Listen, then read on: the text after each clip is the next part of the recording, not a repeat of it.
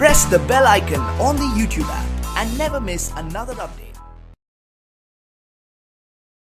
Hello friends, myself doctor Kamna and आज मैं एक बहुत ही बेस्ट फैमिली सेक्सोलॉजिस्ट जो भोपाल के जाने माने सेक्सोलॉजिस्ट हैं, मैं आज उनके साथ बैठी हूँ।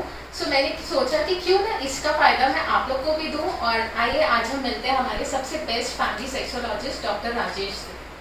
Hello sir. Yes, good evening. कैसे हैं बताइए? सर बिल्कुल बढ़िया, आप बताइए आप कैसे हैं? बस आप लोगों ने, आपकी टीम ने कॉल किया था और बीच में हम लोग बाहर थे, इंदौर भी देखना पड़ता है, पुणे भी, तो हमने सोचा कि ठीक है, अब मंडे है, आज पेशेंट्स के फॉलोअप्स हो गए थे, तो आपके जो भी सवाल हैं आप पूछ सकते हैं, बताइए। बस सर, बड़ी मुश्किल से आपका 15 दिन के बाद टाइम मिला है, तो फिर हमने सोचा कि आज सब कुछ सर से सब कुछ जानना ही है हम लोग। Welcome welcome. बताइए मैडम क्या। सर आप पहले तो ये बताइए कि आप, मतलब सबको पता है कि आप यहाँ के टॉप रैंकर्स में से आते हैं, तो उसका रीजन क्या है? फर्स्ट मोटो ये रहता है हमारा, जो हाईएस्ट आइडल ऑफ क्योर है वो rapid gentle permanent restoration of health. तो मेरे जितने भी स्टूडेंट्स रहे हैं इंडिया लेवल पे, आपने यूट्यूब से भी देखा होगा, जितने भी आज बेस्ट डॉक्टर्स की लिस्ट में आ रहे हैं, कहीं ना कहीं मैंने उनको पढ़ाया है या वो हमारे इंस्टीट्यूट से निकले। तो हमारा जो एफोरिज्म है वो है हाईएस्ट आइडल ऑफ क्योर।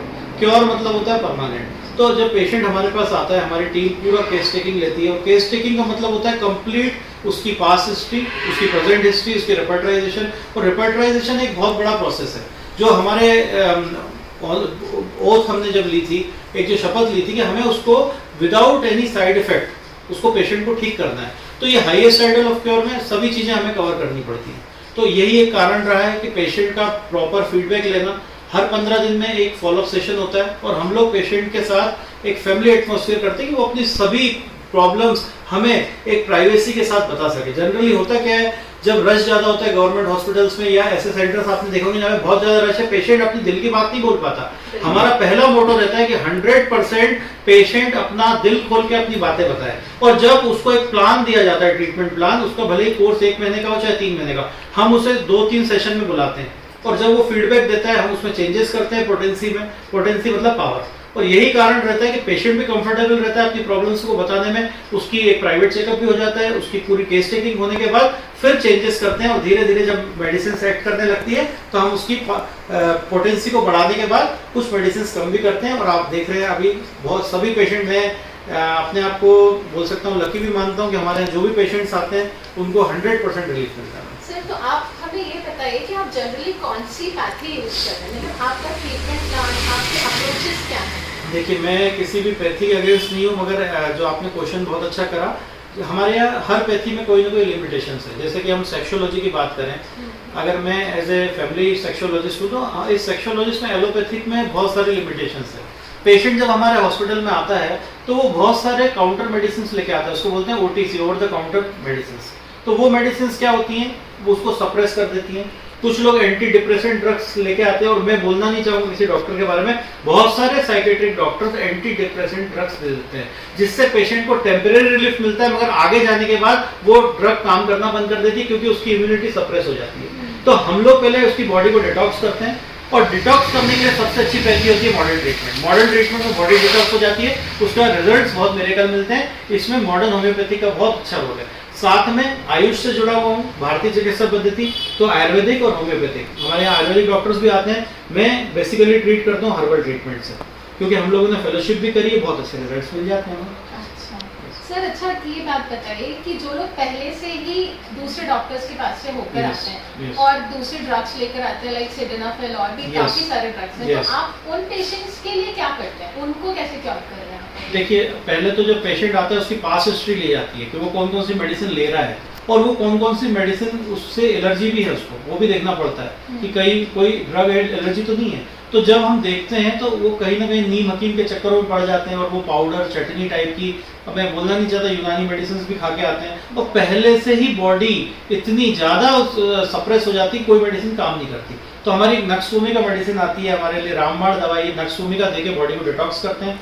फिर जब वो स्लेडेनाफिल लेके आता है तो ऑब्वियसली आप समझ सकते हैं कोई मेडिसिन काम करेगी नहीं, तो हम उसको लाइफ स्टाइल बताते हैं कि सुबह उठ के मॉर्निंग वॉक करें।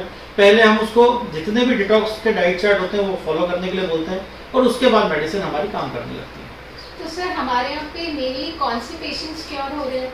देखिए, अगर हम बात करें विगत 1 वर्ष का जो रिकॉर्ड है कोविड के बाद का, कोविड तक तो बहुत से चेंजेस देखे हमने, लोगों की इम्यूनिटी कम हो गई, लोगों को कोविड हो गया, वैसे ही हॉस्पिटलाइज हो गए, घर में हॉस्पिटलाइज हो गए थे, है ना? तो अब जब कोविड के बाद का सिनेरियो देख रहे हैं, सबसे ज्यादा केसेस आते हैं प्री मैच्योर इजैकुलेशन के, और ये एक कॉमन प्रॉब्लम हो गई है। पेशेंट को कहीं ना कहीं साइकोलॉजिकल एंजाइटी हो जाती है, इसको परफॉर्मेंस एंजाइटी भी बोलते हैं, और उसके बाद इरेक्टाइल डिसफंक्शन, ये डायरेक्टली प्रोपोर्शनल है। जिन जिनको भी परफॉर्मेंस एंजाइटी होती है, या तो उनको प्री मैच्योर होता है या उनको इरेक्टाइल डिसफंक्शन होता है, और ये सबसे दुखदायी कंडीशन हो जाती है। इसमें रिलेशनशिप प्रॉब्लम होना और कहीं ना कहीं फैमिली डिस्टर्बेंस होना, और पेशेंट इतना ज्यादा टैबू में होता है कि वो किसी से डिस्कस नहीं कर पाता। वो काउंटर पे जाता है, उसको एक नॉर्मल, एक जिसके बाद डिग्री भी नहीं है, वो उसको जाके सिल्डेनाफिल, टेडेलेफिल, सुहागरा या मेनफोर्स जैसी दवाइयां दे देता है, मगर वो दवाइयां जब तक वो लेता है, जब तक उसको बेनिफिट होता है, मगर at the end of the day उसकी दवाइयां का असर कम होने लगता है, और उसको समझ में आ जाता है अब मेरे को ये दवाई काम नहीं करेगी, तब वो थके हारे हमारे पास आता है।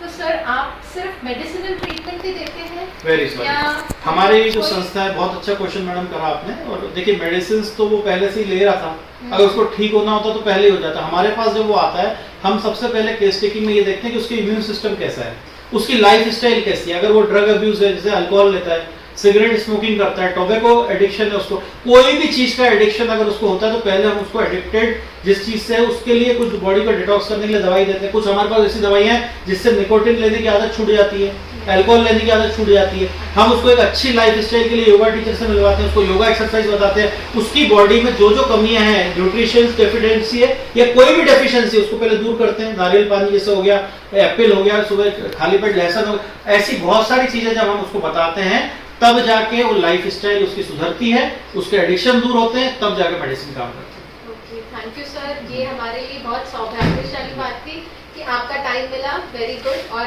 आपके कारण बहुत सारे लोग अभी क्योर हो रहे हैं, बहुत सारी फैमिलीज हैं जो अपने रिलेशनशिप्स को बहुत अच्छे से कैरी कर रही है। So thank you so much. This was doctor Kamna and with doctor Rajesh. Thank you so much. Welcome, take care.